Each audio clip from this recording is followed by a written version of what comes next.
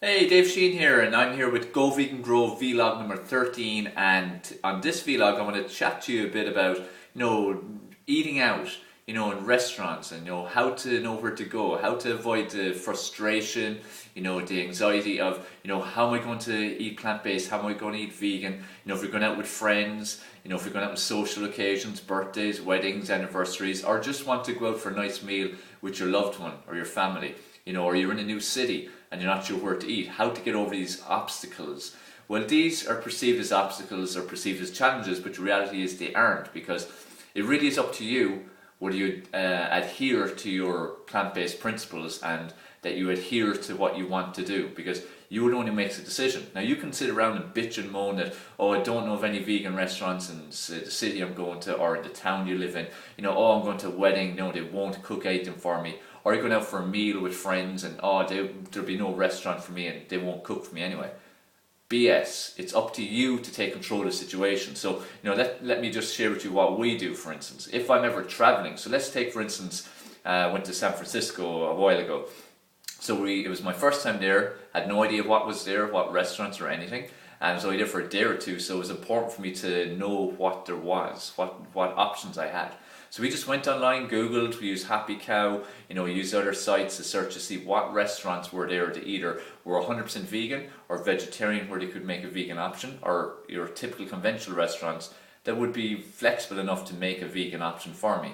Did the list, had the addresses, and then went there, and then I knew where to go. I had my options, so I did my research. Last time we went to Paris, same thing. Paris years ago was nearly impossible to live vegan. There was very few choices.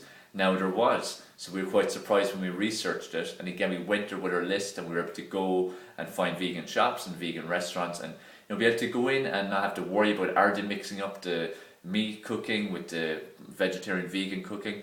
We're able to go to vegan specific restaurants where you could go in with confidence and just sit back and enjoy. It's like with in San Francisco, they've got Love and Hut. If you go to California, there's Veggie Grill, there's RFD. Here in Liverpool, for instance, there's no vegan specific restaurant, but there is Mellow Mellow and there is The Egg. But before I came to Liverpool in November 2013, I would have researched to see, are there vegan shops, are there vegan restaurants, where have I got my options? So just take the time to Google. If you're going, for instance, to Munich, or if you're going to London, or if you're going to Tokyo, wherever, research in advance what is there, and then have your list, and then there's no excuse. Now that's in terms of going to restaurants. Now if you're going with friends, and sometimes you can't decide exactly where to go to, it's just somewhere that you're all going, maybe it's a birthday party or a stag or hen night or something like that, where you're going for a meal. What you need to do is, most people won't be eating plant-based unless that's your circle, okay? But if it's not your circle, you need then to get onto the restaurant and just explain it. Look, I eat plant-based, I don't eat dairy, don't eat meat. Give them some ideas, if they want some ideas of what you would like, because it isn't very hard. The thing I always say to clients is, the chef has every ingredient possible available to them in the kitchen. So there is no excuse for them not to make something for you. Even if it's just a simple salad and simple stir fry, it's not very difficult for them, a simple sorbet for dessert. But phone them up and tell them, and then ask them what the options are.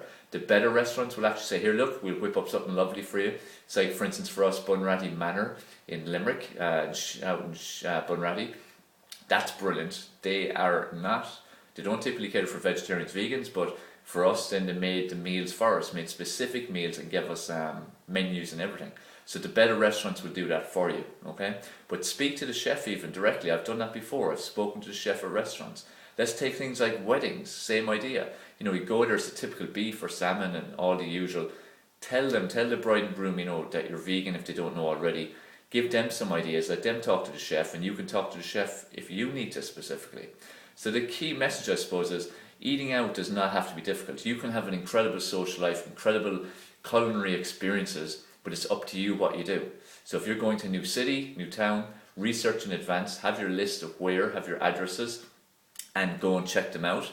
The plant-based world is growing all the time. There's more vegan or definitely vegetarian restaurants in most cities at this stage, but research it. If you're going to weddings, tell the bride and groom and get them to get vegan options for you, because again, they can easily do it.